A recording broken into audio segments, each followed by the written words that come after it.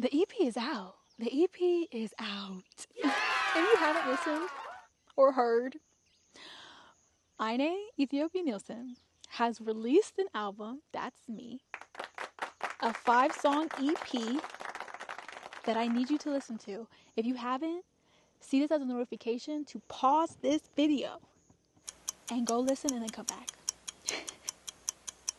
I'm so excited. It's such a long time coming. So much love was poured into this. You know how I always like to sit and ponder, especially when I'm in a beautiful landscape like this, like what everything means.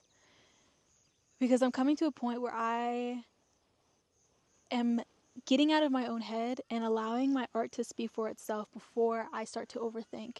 Because it's so easy to get caught up in details and feel like you're forcing your art to say something.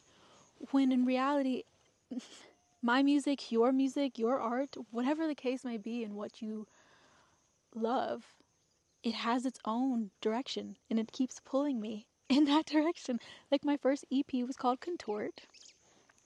And that was me feeling like I was contorting in and out of spaces that felt home to me. I struggled a lot with feeling at home.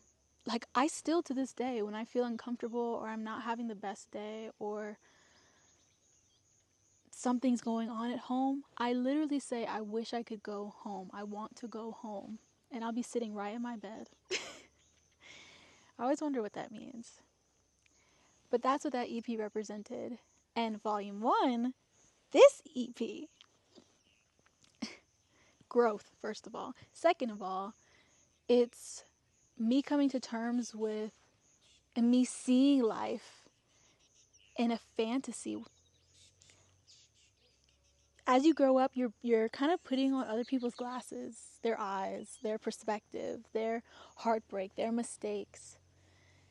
And you're kind of buffering around yourself to either not make the same mistakes or have toxic relationships towards what other people have been through. And I have, and that's led me to a lot of escapism. Like I've grown up in a very stressful house, and as a kid, I always wanted to escape. Like I said, I would always say I want to go home, even though I'm sitting at home. Home didn't feel like the safe place that I needed it to be. So I have become a serious addict of romantic comedies. Smut. My mom taught me that word. Like I love romance and romance thriller books. I have had this like idealized version of what love is, what I wanted love to be, because I desperately wanted to be completely opposite of what I grew up with. I don't want to argue. I don't want to fight. I don't want to raise my voice, because the moment someone's voice gets raised, my body shuts down and I go back to I want to go home.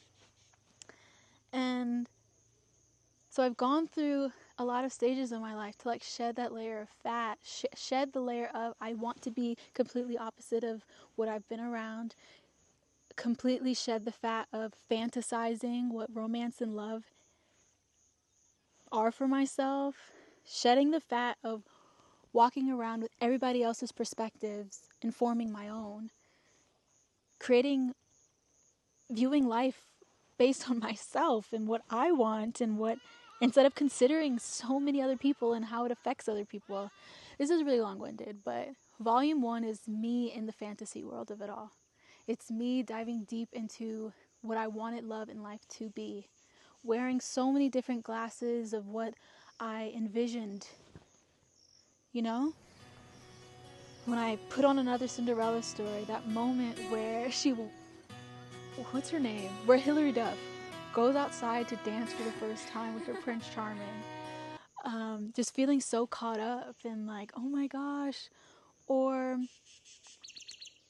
Aquamarine, when she is like, I need to prove that love exists or my dad is going to force me to marry some merman. But if you don't have love, how do you know it exists? I saw it once, and I want it.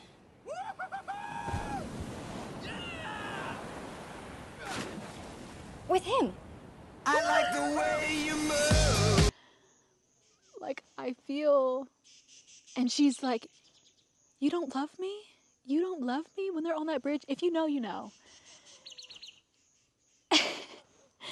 So this EP is that.